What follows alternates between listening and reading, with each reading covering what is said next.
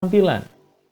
Guru bisa imitation, manipulation, naturalization.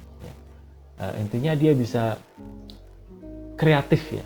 Kalau kita mau ringkas dalam satu diksi namanya kreatif. Guru itu kreatif, inovatif kalau mau lebih dalam lagi.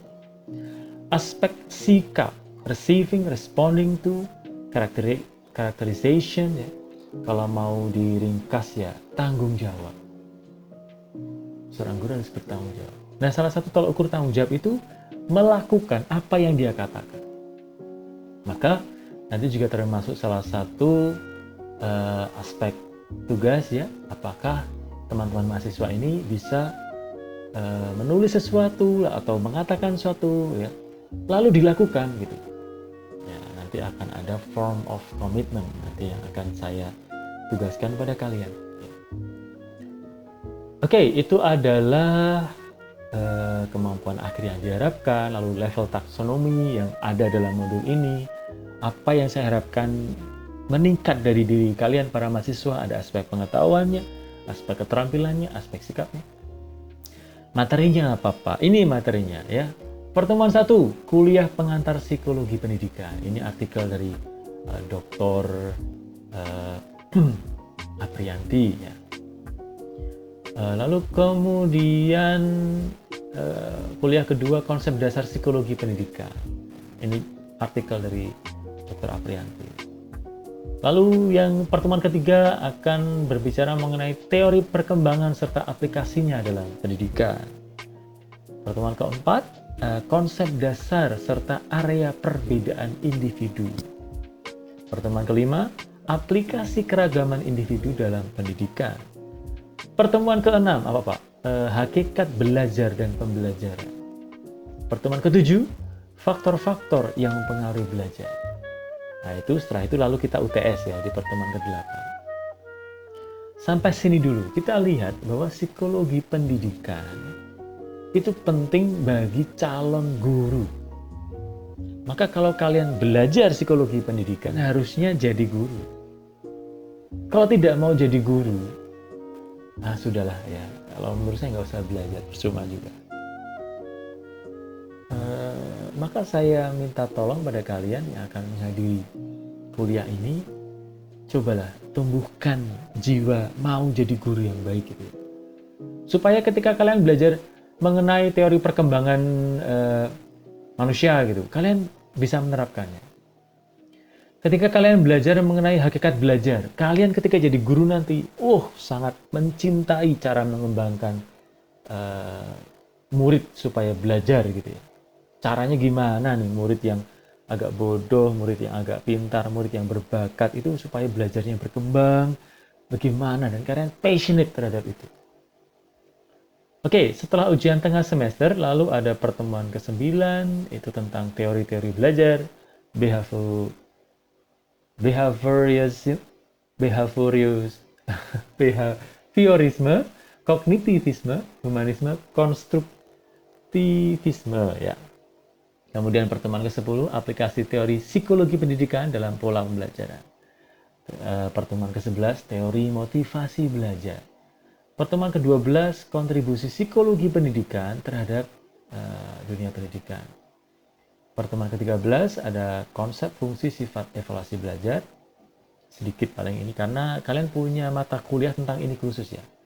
Tapi hanya begini, jadi untuk pertemuan 13 rencananya hanya memandang dari aspek psikis saja, bukan dari aspek RPP atau teknik pembuatan evaluasi belajar atau analisis soalnya, bukan, tapi dari ini perspektif psikologi aja, guru dan muridnya. 14, konsep dasar langkah-langkah serta tindak lanjut diagnostik kesulitan belajar. Nah, setiap kelas itu teman-teman, biasanya akan ada murid yang kesulitan belajar.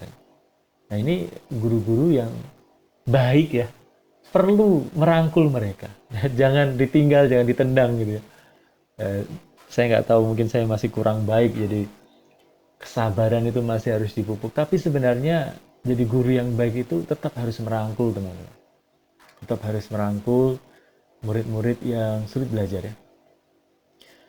Rencana tugasnya apa Pak? Ah ini yang ditunggu ya. Jadi ada 14 pertemuan, sebenarnya pilih saja 14 lah ya, karena 15 dan 16-nya itu tes ya. Jadi ini paling hanya saya pakai 1 sampai 14 ya. Pertemuan pertama individu, nanti sebenarnya saya akan bagi form komitmen dan kalian sudah ada pembagian kelompok ya. Lalu sebagian besar akan kelompok, begitu teman-teman, kelompok dan presentasi. Tetapi bukan berarti ketika kelompok itu presentasi lalu saya tinggal, nggak begitu ya. Tidak begitu juga, tetap saya dampingi dan saya akan beri masukan. Jadi sebagian besar tugas kelompok. Supaya apa? Supaya kalian latih bekerja sama gitu ya. Latih bekerja sama dengan baik satu sama lain.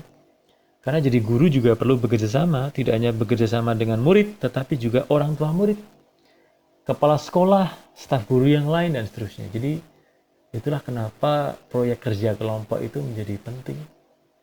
Apakah sebaiknya kelompok kecil atau kelompok besar, nanti kita diskusikan.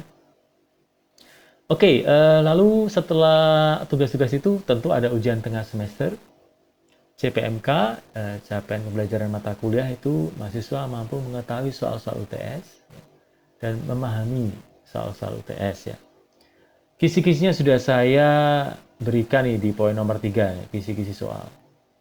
Ini sudah saya bocorkan teman-teman, betapa baiknya saya ya. Ada 8 kisi-kisi soal. Harapan saya kalau kalian sudah tahu ini, kalian tuh sudah cari jawabannya gitu, sudah ada modulnya, kan tinggal cari jawabannya. Nah, nanti ketika UTS tinggal menjawab gitu. Nah, entah UTS lisan atau UTS tulisan, kan kalian siap gitu dengan jawabannya. Ya kan? Nah, betapa baiknya saya sudah membocorkan soal pada kalian. Untuk UTS ya. Nah, kalau sampai UTS kalian tidak bisa jawab, berarti kan tidak ada persiapan sejak pertemuan pertama itu, karena soalnya sudah keluar di pertemuan pertama. Penilaian ujian ini salah ya angkanya teman-teman. Ini lama ini. Ikut aturan STPK saja, jadi nilai A didapat apabila 86 ke atas gitu ya. Nilai B didapat apabila 80 ke atas gitu. Dan seterusnya, ikut aturan STPK. Nah, deskripsi sikap ini yang kemudian juga penting kan. Sangat baik itu kalian jujur. Jujur berarti ini, melakukan apa yang dikatakan juga, tidak hanya tidak berbohong ya.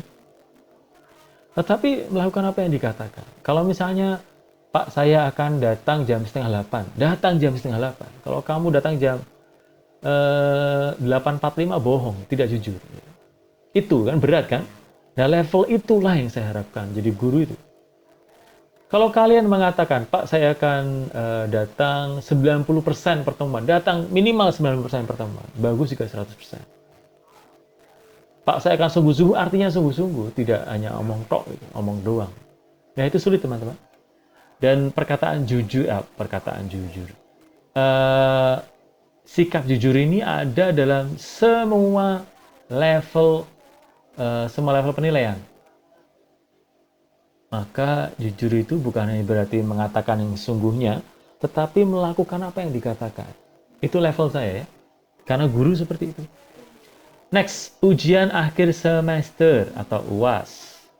CPMK, mahasiswa mampu mengaplikasi dan menganalisis soal-soal ujian akhir. Nah, karena ini UAS, maka kalian meringkas ya. Jadi nanti soalnya menyusul, tetapi intinya soal adalah ringkasan dari semua artikel di buku ini yang ditulis oleh Dr. Aprianti. Lalu ada kriteria penilaian, lalu ada penilaian ujian ya. Ini hampir sama dengan kalau ini sudah bisa benar teman-teman. Penilaian ujian, nilai UAS lebih dari 86 tuh A ya. Dan seterusnya. Oke, itu jadi kita lihat penilaiannya, kehadiran ada angka 10% di sini. Nah, jadi kalau kalian hadir 100% pasti harus ada nilai lebih. Sikap tugas kuis itu 20% ya. Lalu hasil UTS dan UAS itu 30 dan 40%. Begitu presentasi saya.